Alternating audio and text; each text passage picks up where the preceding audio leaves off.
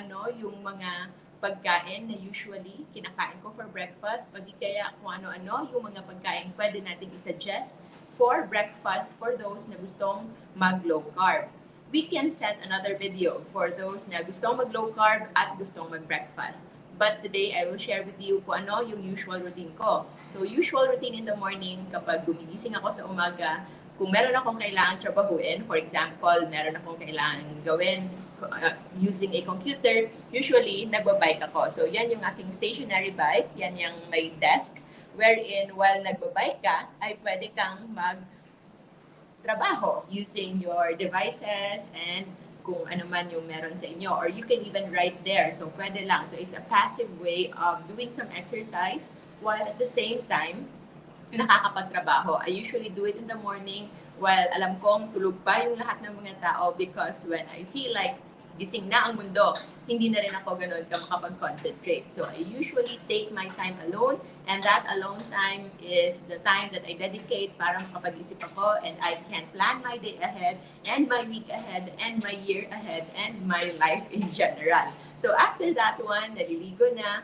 and then, usually, diretso na ako sa trabaho. Or, nagla-live tayo ngayon, just like what we are doing now. Yun, isa yun sa nilalagay natin. But, paminsan-minsan, hindi rin ako basta nagda-dry fasting. I sometimes drink as well. Depende lang kung ano yung pakiramdam ko. I ate last night, and somewhat kapag nakakain ako ng gabi, I have more urge to drink or to eat in the morning. So, that's also the reason why I do circadian fasting, to eat very early in the night o di kaya yung mga 4 to 6 hours before bedtime. Because if I sleep less than 4 hours before ko yung last kong pagkain, like last night, merong nagbigay ng food. Thank you, Rochelle, for that low carb treat na binigay mo. It was really good, pero yun nga lang, na-extend ng konti yung aking eating time. Nag-close ako ng window around 8 o'clock and natulog ako roughly around 11:30. So that's just 3 hours and a half. And true enough, pagising ko sa umaga, I felt a little more thirsty than usual. Parang ihirap isipin, no, na kung kailan ako walang kinain the night before, yun pa yung mas okay yung pakiramdam ko in the morning. I feel light, I feel good, I don't feel hungry. But when I eat late, mas busog ako the night before I sleep, mas gutom ako in the morning. Why is that? It is because, yun nga sinasabi natin, kailangan kapag nagpapahinga tayo, when we take our rest, kailangan yung focus ng ating katawan is for cellular repair. And that can only happen kung hindi nagtatrabaho yung inyong digestive system. Because if you eat before bedtime, then yung rest and repair na kailangan ng iyong general body, yung overall na pangangatawan mo, hindi mangyayari because your energy will be focused on digestion kasi nagda-digest lang. Although I ate low carb last night, still, yung tiyan ko nagtrabaho pa rin. That's why, ganon, pagkagising ko sa umaga, feeling gutom ako. The food that you eat, about 15% of that ay gagamitin yung calories niyan sa pag-burn mismo. So, I would like to share with you on days that I drink something but ayokong mag-break ng aking fast because it's still very early. Ano yung mga iniinom ko? So, in here, meron akong tea. So, this is mint tea. So, mint and any other leaf tea like green tea, chamomile. Chamomile nga, it's a flower. But usually, basta't walang flavors na sweet, walang fruity na scent, wala ring tamis, it can be taken during your fasting window. I have here, so eto yung mint tea, and meron din akong fruit tea. So the fruit tea, this is the tea that I usually drink after ko nang kumain. So already after my when my eating window is already open because yun nga, it's made of strawberry and blackberry. So meron na siyang tamis, meron na siyang flavor. I usually drink this cold. Yung mint naman, mostly pwedeng cold, pwedeng hot, but it is safe for when you are still fasting. So, yung mint tea, wala akong green tea ngayon because I'm trying to avoid increasing my lectin. So, green tea is high in lectin, and also what you can drink that you won't break your fast would be coffee. Black coffee, brewed, whether yung stick kahit instant, although best yung natural, so brewed yung mga barako, o di kaya if it's too strong for you, meron namang mga mildly roasted lang, that's also okay. Personally, umiiwas ako sa coffee because yes, it is high in lectins and I try to eat alone in another day. But for you who can tolerate coffee very well, who are thriving on coffee, so go lang, magpatuloy lang. Just make sure na wala itong kasamang cream, wala itong kasamang milk, wala itong kasamang sugar if you don't want to break your fast. Even artificial sweeteners, kahit stevia pa na artificial sweeteners, that can still have some impact. Although, if you will be very strict about it, hindi naman ganon ka-significant. But if you need healing, if you need serious healing, then it is best to reap the benefits of fasting by doing clean fasting. So in others, eto lang yung allowed, just plain water, and you can also have like soda water. So plain soda water, and meron na rin palang nabibenta ngayon, meron nabili yung sister ko na you can make your own soda water in your home. So para lang siyang isang infuser na lalagyan siya ng carbon para ito ay mag-bubble. So that's what makes soda water or sparkling water. So you can also drink this, pero yung iba siguro parang nabibigitan sila sa tiyan. But usually, I like this one kasi nakakapag-burp ka. And I usually take this after eating also. Nilalagyan ko ng lemon slices and turmeric para gumawa tayo ng parang yung low-carb soda. But that is reserved during eating window. What else you can have during morning or while you're fasting na hindi makakapag-break ng fast. So others would also like to have apple cider vinegar. Ito yung tinatawag nating kombucha hack. So kasi yung kombucha is fermented tea. Kapag na-over-ferment na yung kombucha after wala na yung glucose, na-form na lang yan into acetic acid. And that acid, para actually siyang suka. So, yung na-discover namin kombucha hack would be isang tablespoon lang ng apple cider vinegar sa isang basong water. You can have it warm, you can have it cold para mas kombucha talaga siya. And then yun lang, iinumin mo without sweetener or anything. Yung iba, pwedeng lagyan ng salt para mawala kaunti yung medyo maasim na lasa ng vinegar. You can also have that, and many others, maraming magandang experience with apple cider. When they take apple cider in the morning, mas naka-curb yung kanilang hunger and nawawala yung kanilang gutom. Yung iba na hindi familiar dito, matatakot kasi nga sabi nila, baka mas maging acidic ako o di kaya baka magkaroon ako ng ulcer. Actually, yung acidity ng vinegar is less as compared sa natural acid ng ating tiyan. And yung natural acid ng ating tiyan, mas nagproproduce yan if there's actually no acid coming in or if you are taking very basic or alkaline things.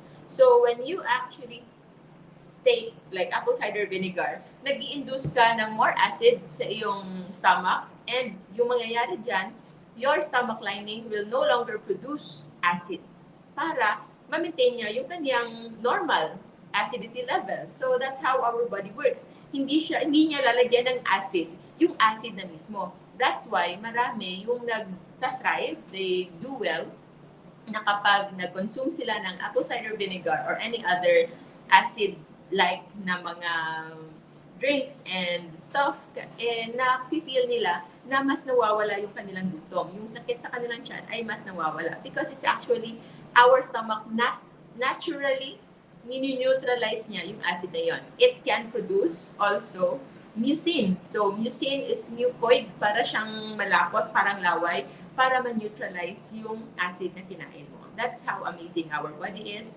But for those who are taking this, be careful lang because nakakanipis siya ng ipin. Alam ko yan because yung ipin ko gano'n, manipis yung lower, manipis na. Actually, kung titignan na mabuti, half of my ipin, yung half niyan, manipis na because I'm prone to drinking pure vinegar. So, hindi ko advise sa inyo yan. And kung gusto nyo, you can just use straw. Gumamit ng straw para hindi siya mag-touch inyong ipin and diretso siya sa inyong tiyan. And this is not also required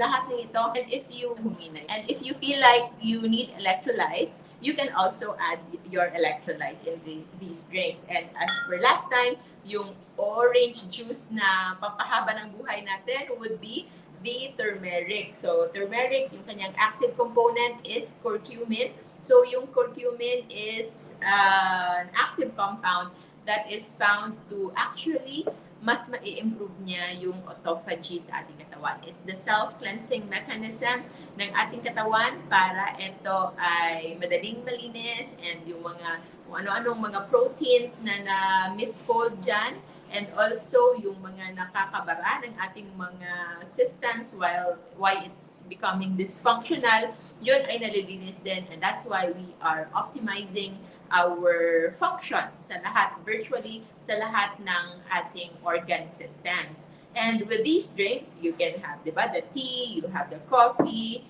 you have the water, any kind of water. If you like alkaline water, okay lang din. If gusto nyo yan, that's okay. Ano pa ba yung ibang water?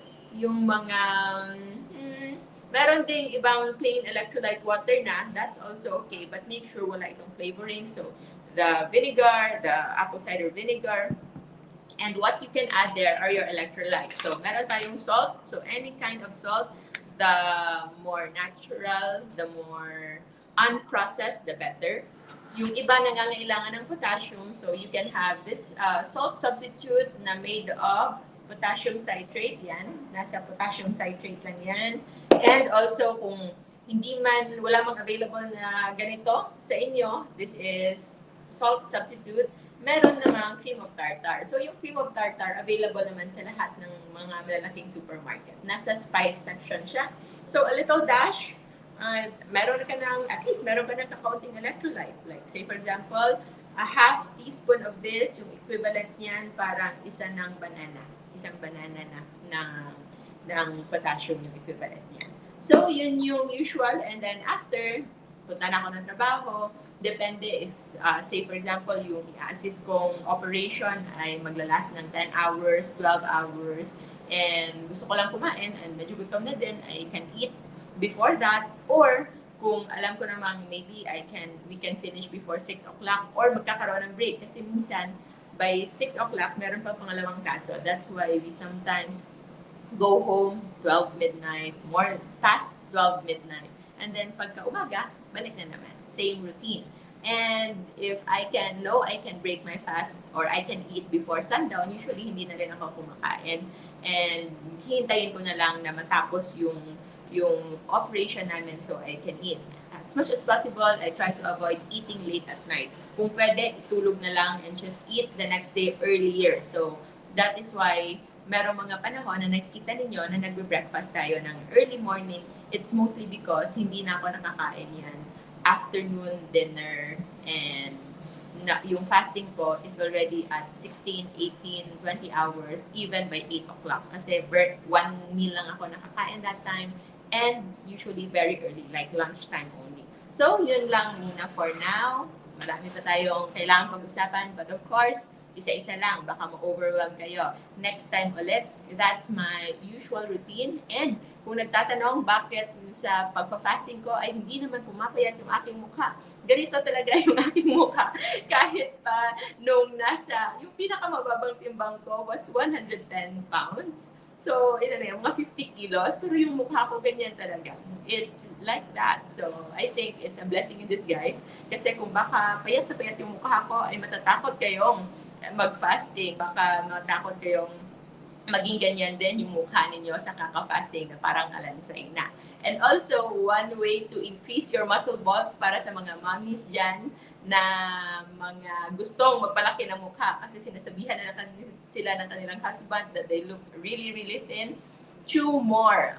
When you chew more, kapag ngumunguya ka ng ngumunguya, yung inyong muscle dito na masseter, okay, lalaki yan. So, that can also give you a fuller face. So, that's why yung mukha natin is very, very full talaga. So, yun lang po.